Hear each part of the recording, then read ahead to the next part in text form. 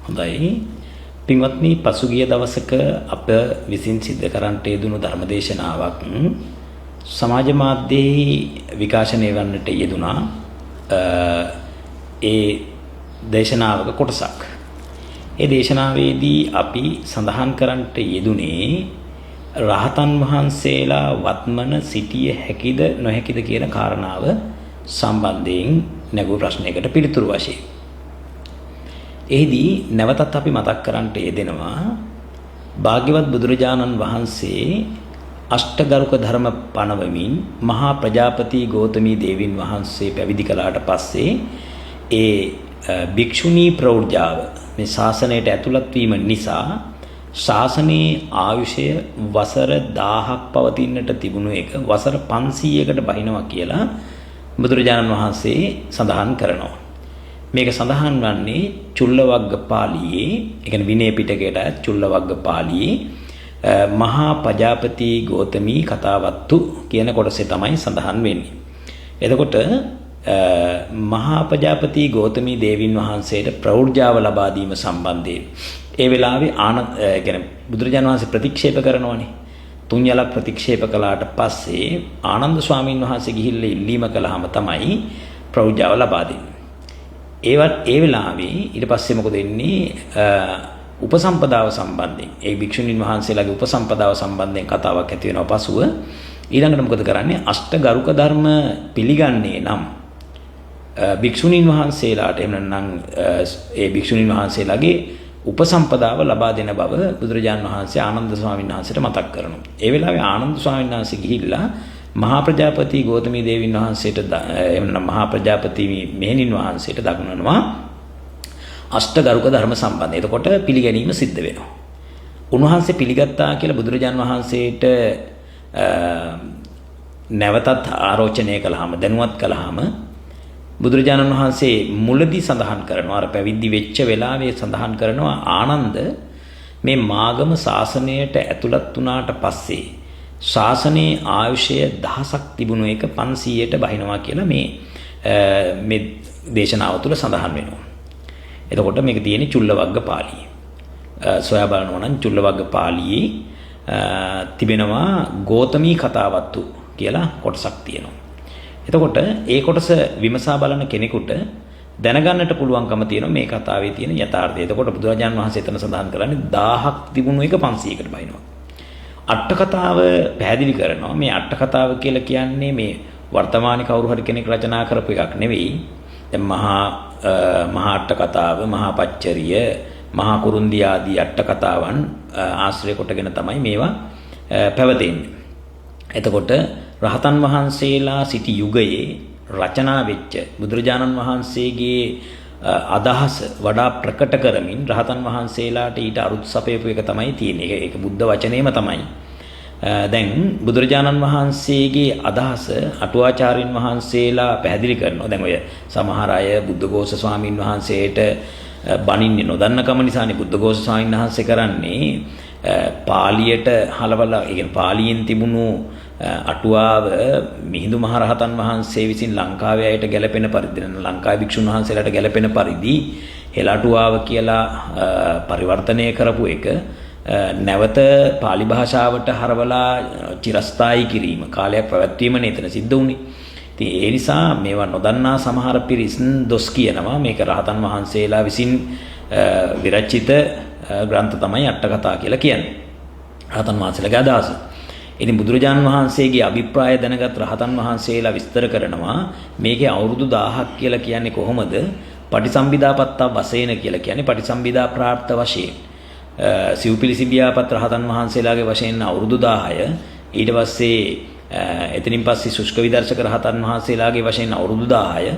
ඊට පස්සේ අනාගාමී උතුමන් වහන්සේලාගේ වශයෙන් අවුරුදු 1000. එහෙම 10000 කියලා පෙන්නනවා. සකදාගාමී ආර්යයන් වහන්සේලාගේ 1000යි, සෝවාන් ආර්යයන් වහන්සේලාගේ 1000යි, ඔහොමයි 5000 පවතින්නේ. මේ 1000 කියලා කිව්වේ මේකයි. 1500ට බහිනවා කියලා කිව්වේ මොකද්ද? අෂ්ටගරුක ධර්ම පිළිගන්නට කලින් තමයි බුදුරජාන් වහන්සේ කතාව සඳහන් කළේ. අෂ්ටගරුක ධර්ම පිළිගත්තාට පස්සේ උන්වහන්සේලා නැවත ඒක හික්මුණාය. ඒ නිසා මොකද වෙන්නේ?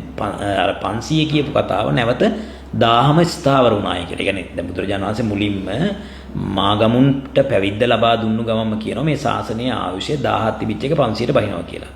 ඒ අෂ්ටකරුක ධර්ම පනවන්නට කලින්නේ ඊට පස්සේ අෂ්ටකරුක ධර්ම පනවනවා. ඒ පැනෙවුව නිසා අටුවාචාරින් වහන්සේලා කියනවා අර 500ට බහැපු එක නැවත 1000 දක්වා නැංගා කියලා. ඒ කියන්නේ අර අඩුවීම වෙන්නේ නැහැ කියලා. මොකද අෂ්ටකරුක ධර්ම භික්ෂුණීන් වහන්සේලා පිළිගන්නවා කියන්නේම හික්මීම වෙනවා. ඒ හික්මීම වෙනකොට සාමාන්‍ය කාන්තාවක් නෙමෙයි. එතකොට හික්මුණු කෙනෙක්. එතකොට බුදුරජාණන් වහන්සේගේ අභිප්‍රාය පරිදි හික්මුණා නම් ශාසනයේ පැවැත්ම දුර්වල වෙන්නේ නැහැ කියන කතාව කියනවා. ඒ අනුව මේ ශාසනයේ පවතින කාලය පිළිබඳ නිවැරදි තක්සේරුවක් අට කතාව සඳහන් කරනවා. වසර 5000 පවතින විදි.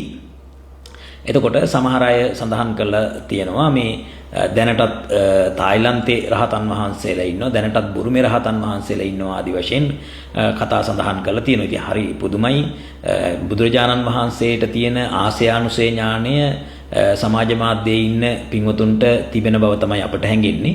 එතකොට දැන් බුදුරජාණන් වහන්සේනේ කියන්නේ අර අහවල් පුද්ගලයා රහත් වෙලා අහවල් පුද්ගලයා අනාගාමි වෙලා ආදි වශයෙන් කියන්න පුළුවන්කම තියෙන්නේ ඉන්ද්‍රිය පරියත්ත ඥාණයෙන් ආසයානුසේ ඥාණයෙන් කියන්න පුළුවන්කම තියෙන්නේ. ඉතින් අපි දන්නේ සමාජ මාධ්‍යයේ ඉන්න පින්වතුන්ට ඒ ආසයානුසේ ඥාණය සහ ඉන්ද්‍රිය පරියත්ත ඥාණය තියෙනවාද කියන කාරණාව අපිට වටහා ගන්නට අමාරුයි.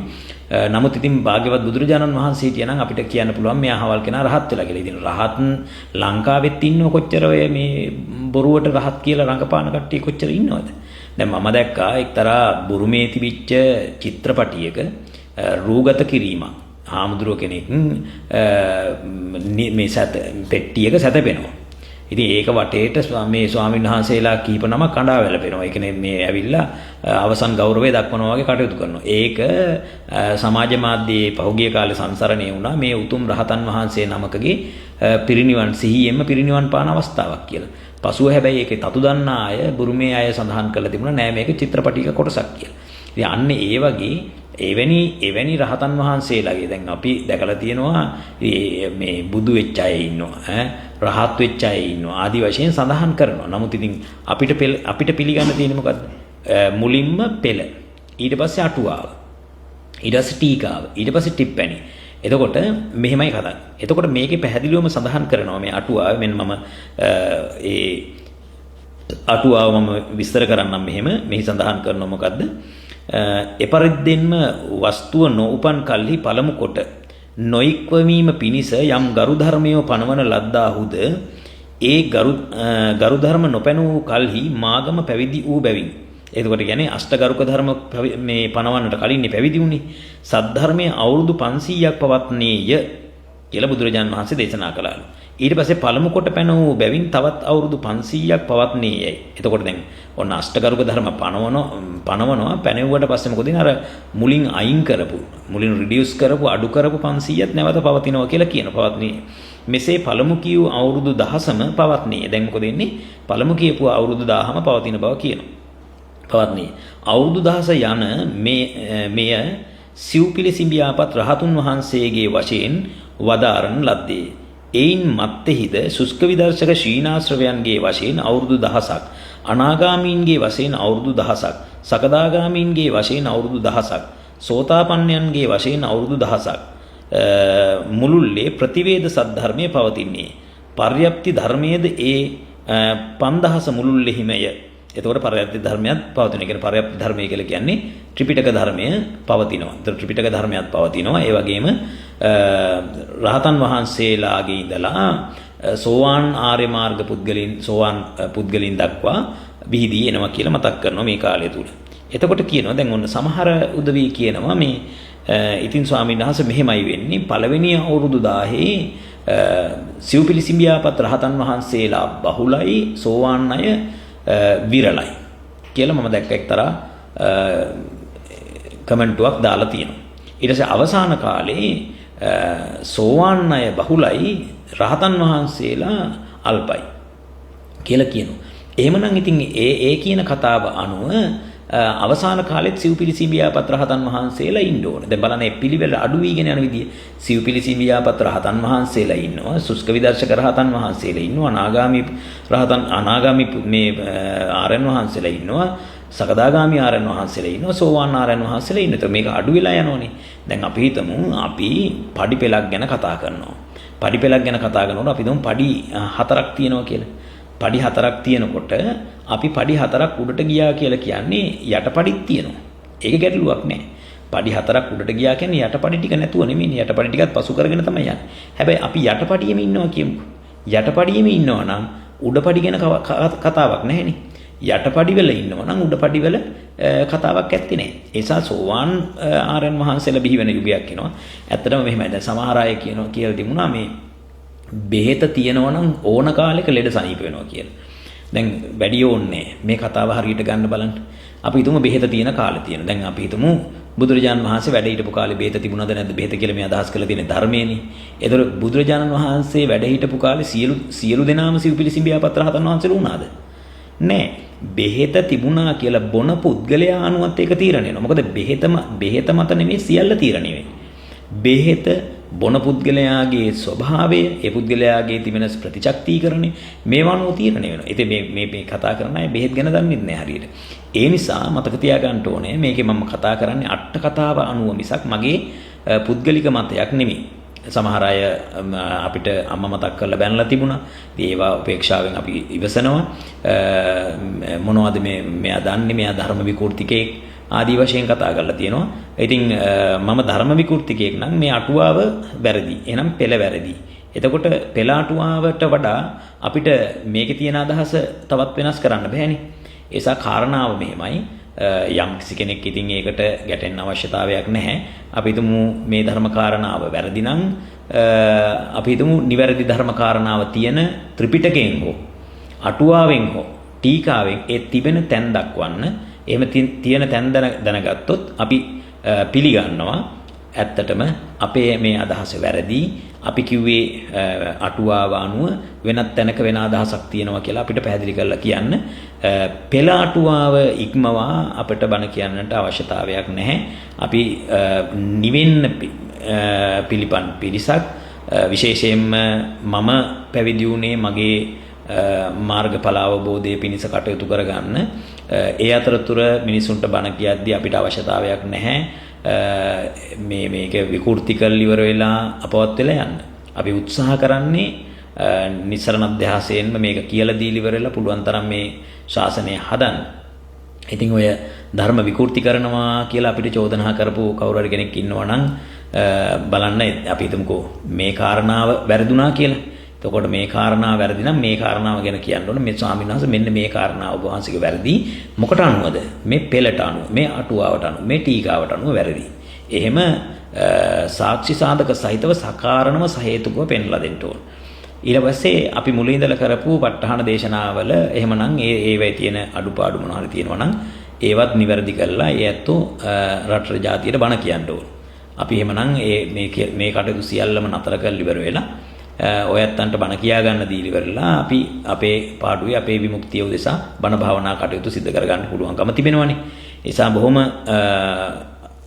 මේ උනන්දුවෙන් බොහොම ශ්‍රද්ධාවෙන් බොහොම ගෞරවයෙන් මේ පින්වතුන්ට මතක් කරන්නේ මේ කාරණා කියනකොට Tamanට හිතලු හැටියට Taman දැකපු හැටියට කතා කරනවට වඩා දැන් සමහර කට්ටිය කියලා තිබුණේ මේවා මේ මොකද්ද රහතන් වහන්සේලා ඕන තරම් ඉන්න පුළුවන්.